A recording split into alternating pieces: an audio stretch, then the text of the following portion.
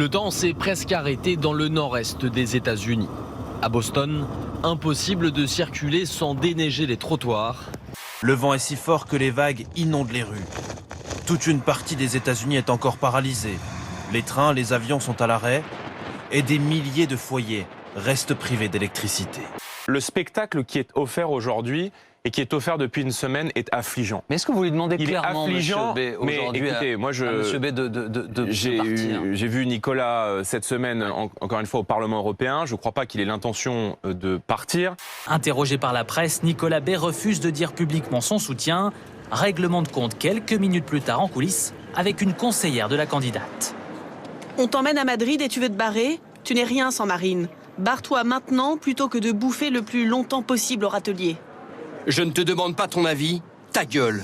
Elle est venue m'invectiver devant les journalistes en espérant se faire mousser. Et évidemment, c'est un comportement qui est totalement inacceptable. Je n'ai pas à me justifier à l'égard de cette personne. La cohérence, la vision, la stratégie font que je penche pour Éric Zemmour, c'est certain, mais il y a un sujet familial. Si vous voulez savoir ce que je pense de cette semaine, je vous dirais que c'est une belle semaine. C'est Éric Zemmour qui prend son téléphone, et qui appelle directement les gens. Ils le font avec les élus. Ils appellent. Donc vous avez Ils promettent de l'argent, ils promettent des investitures aux élections législatives. Ce sont des méthodes qui sont des méthodes déloyales.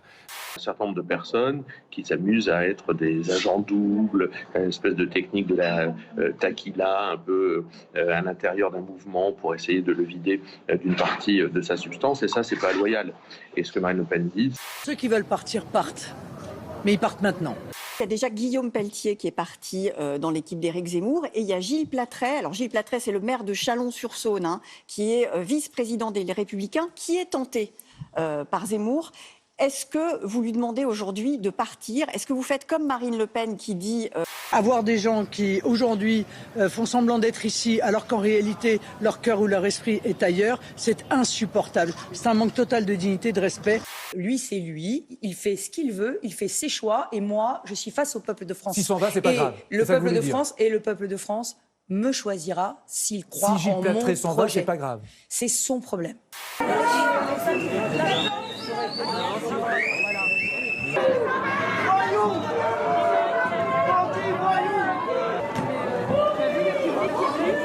Je demande solennellement un débat avec Emmanuel Macron. Parce qu'il doit, sous-entendu avant le premier tour. Bien évidemment, il doit rendre compte de son bilan qui est calamiteux. Le débat en question avait été proposé à Marine Le Pen qui le refuse, que le débat en question avait été proposé à Madame Pécresse avec qui Jean-Luc Mélenchon aimerait beaucoup débattre, parce que là aussi on aurait une confrontation claire des idées dans ce pays. Ils ont refusé le débat. Pour chaque nouvel enfant né dans une famille de la France rurale, nous mettrons en place une bourse de naissance de 10 000 €.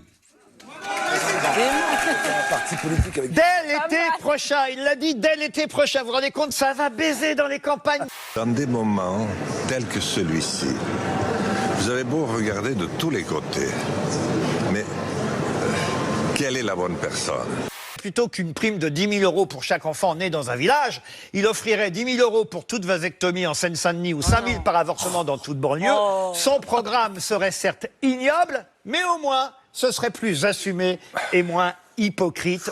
Macron va être réélu dans l'état actuel des choses. Les puissances financières qui sont emparées de notre pays l'ont d'ores et déjà décidé.